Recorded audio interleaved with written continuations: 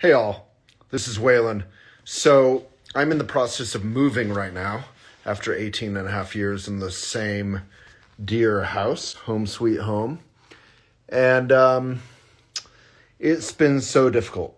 I posted about how moving is exhausting emotionally, physically, mentally, in every which way. I'm sleeping like a baby, that's one thing, but I am wiped out.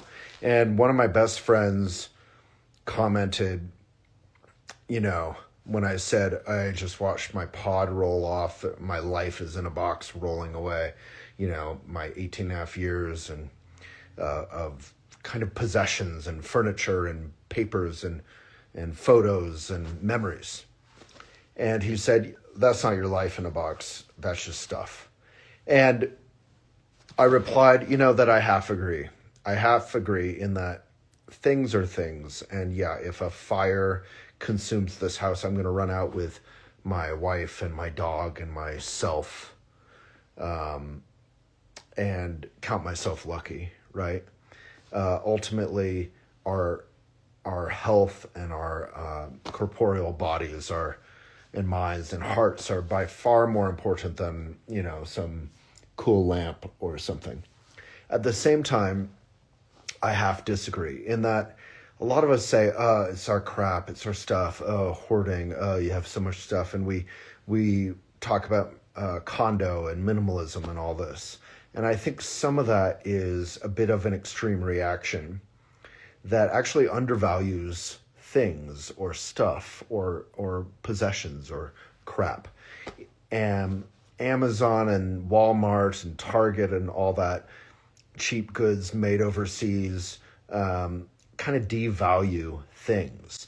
But when, like myself, hopefully many of you have a mug that you bought from the local potter and you're supporting him and his family, and and love his family. His wife passed away. He's of Italian extraction. He has a big white mustache and white flowing hair, and he's an incredible artisan who has continued even after his wife passed away. She used to do half of it.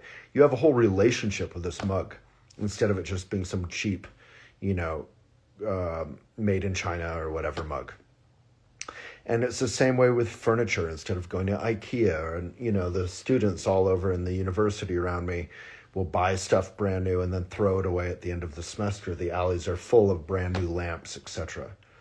Instead of that, you on Marketplace or on Craigslist or at yard sales or antique shops, you get quality.